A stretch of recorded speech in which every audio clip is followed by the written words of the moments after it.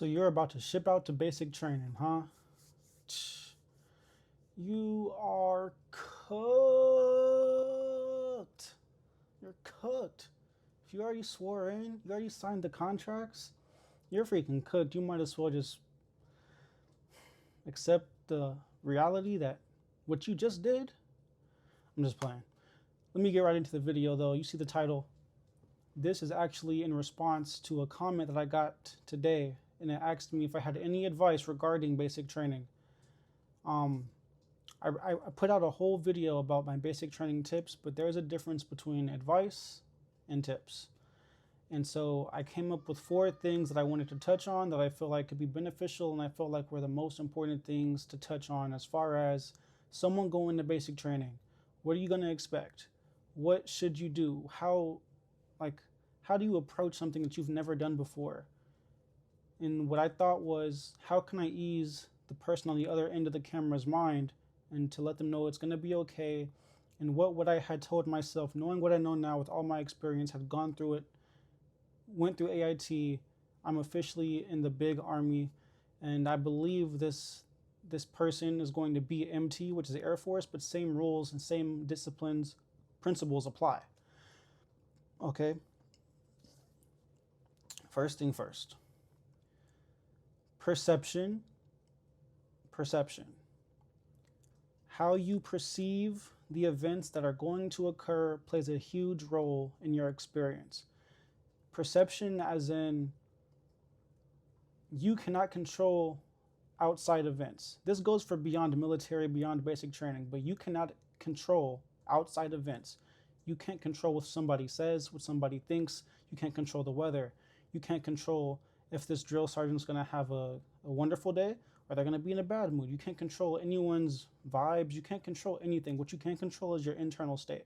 What you can control is your inside temperature. What you can control is your perception towards events. Say it's a long night at basic. It's in your perception that can determine the rate of severity of what has occurred. You can see it as, we're staying up late, screw my life, why did I do this? I hate this place. Or you can see it as, matter of fact, I'm building discipline. This is what I came here for. I came here to do something difficult so that I can grow as an individual, as a person, as a human. So your perception determines everything. When you're getting messed up, you're doing push-ups, you're sweating, blase, drill sergeants, hurry up, all that crazy nonsense, because there's going to be some crazy nonsense. Chew it now, taste it later, all that good jazz.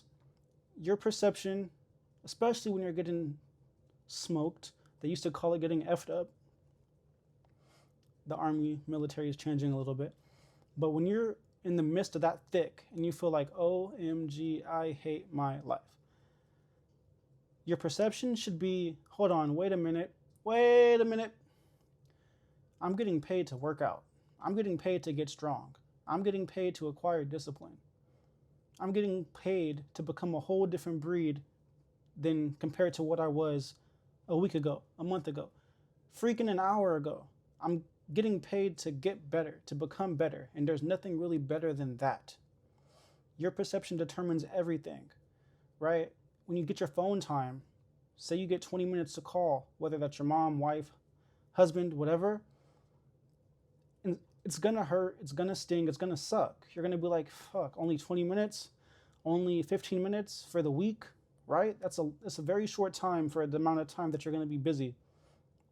But what you can see it as, at least I got to hear their voice. At least I got to see them on FaceTime. And that's what I mean by perception. How whatever degree of something that affects you, you have the decision to decide how much said thing affects you. You have the power to decide how much something affects you. And this is beyond military. You just got cut off in traffic. You can give this person permission to take your energy, drain your energy, affect your mind, affect your vibration by allowing that to affect you. Now you're mad. You want to throw up the middle, right? All that good stuff. Or you can be like, screw it. Keep playing your music, right? Make them mad by bobbing in the car, enjoying that. So you give people permission to either deplete you or to build you up. And if they can't build you up, you yourself can build you up. So your perception is going to be everything. If it's really getting terrible, you're holding up a 6 inches, you've never held up a 6 inches, 6 inches before in your life, and you're suffering, the best thing that I could do for you, or the best thing that I could suggest for you, is to imagine that you're on a beach. Literally close your eyes and imagine a beach or your happy place or you're with your loved ones, whatever it is. Just imagine being somewhere else. Literally, even if it sounds crazy, imagine you're on a beach, you're on the sand, the sun's bright, the water feels nice, the breeze is cool. Your perception about said event, your mind is the most important thing that you have when you go on this journey. Your mindset, your mind, the way you think, the way you see things, the amount of power you give things, the amount of power you give external events is so huge. It's such a deep thing, but it's really not. It's just really like, okay, if something bad happens, you decide that that's bad. You decide that that's good. You decide whatever level that you want to place that thing on. It's all upon you. And that goes for life. Whatever occurs, you decide whether or not that this thing is good or bad or it's neutral. And I can go on and on about mindset and how to work that, how to quirk that. I've been building it for a very long time. But next, get comfortable being uncomfortable. You're going to be running around with a bald head if you're a male. You're going to be running around with a bald head. Embrace your bald head. Rub the bald head. I'm just playing. But get comfortable being uncomfortable. At basic, I'm sleeping on a twin size bed about yay thick compared to my king size bed that I enjoy. I get to crazy sleeping positions. Ain't none of that. The blanket about yay thin, right? The pillow was decent. The pillow was decent. I wouldn't mind the pillow. Okay, excuse me. Get comfortable being uncomfortable. There's gonna be some days if you're going in the winter, like in September, if you're about to go out soon, especially to Sill, Oklahoma, it's gonna get cold. It might snow. The wind is gonna be tragic. You gotta embrace it. They're gonna tell you to embrace the suck. If you're out there in t-shirts and shorts and it's literally like freezing, they're gonna tell you to get acclimated to the weather. Get comfortable being uncomfortable. You won't be able to eat in peace because when you're moving down the chow line, or even while you're sitting trying to enjoy your little meal, they're going to be yelling in your face, telling you to eat it now, taste it later, and that your food tastes better when your heels are together. So like when you're moving down the chow line, you can't see my feet, but my heels, like and I'm going like this because you're holding a freaking tray, and your fork and knife are in this hand, and if you drop the cup or you drop the fork, you're going to be saying this: I'm sorry, fork, it should have been me. I'm sorry, fork, it should have been me. Loud enough that the whole cafeteria hears you. And if you're not loud enough, you're cooked. You're freaking cooked, right?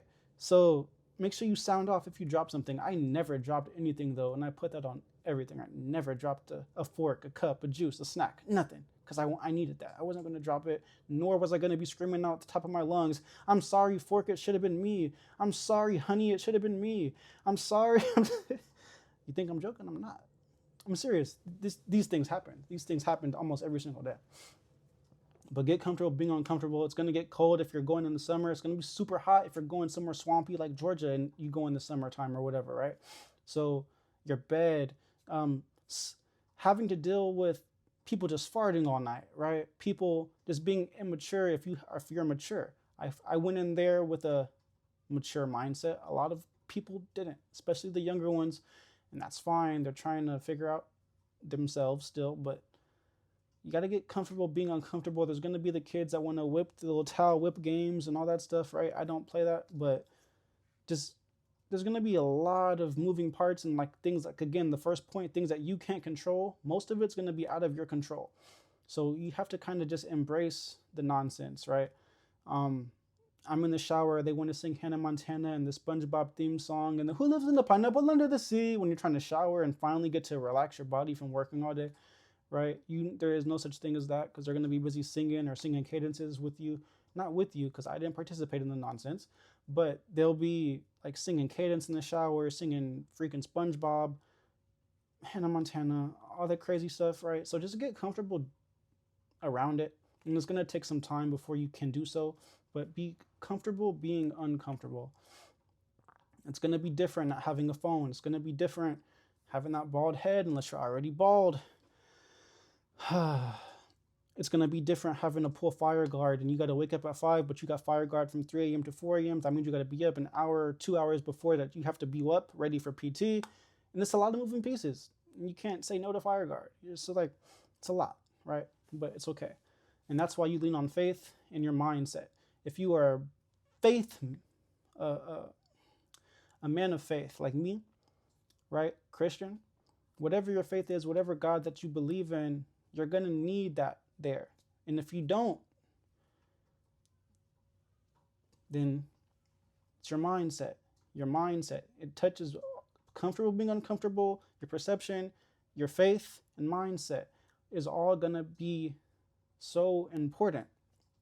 Your mind can be the reason that you enjoy and you love basic, or it's going to be the reason you dread it and you hate it and you never want to go back and all that stuff. Like, your mind can literally be your enemy or it can be your best friend through this process. And for me, it was my best friend. Sometimes the enemy tried to get sneaky and throw some jabs like, oh, you hate this place.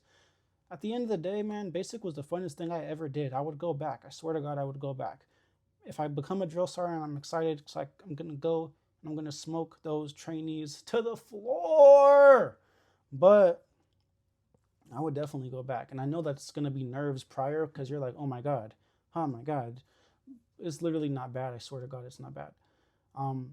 But if you are a man of faith, read your Bible, pray every day, pray in the morning, pray at nighttime, pray during any chance that you get. And if not, then just positive affirmations to yourself and just, hey, I can handle this. I'm strong, whatever it is that you need. But for me, it was God and my own mindset. But I wouldn't have my mindset without God because he protected my mind from the evil thoughts and from the dark thoughts and the negativity. And so whether you are a man of faith or, you're not, your mindset and how you perceive things, that's the biggest thing. That's really the whole meat and potatoes of it, is like how you perceive the events that's going to happen determines everything, right? And it will be challenging. It's supposed to be. And when it gets challenging, thoughts of negativity can creep in. They most likely will. And that's when you have to power through. That's when you have to realize like you have that dog in you.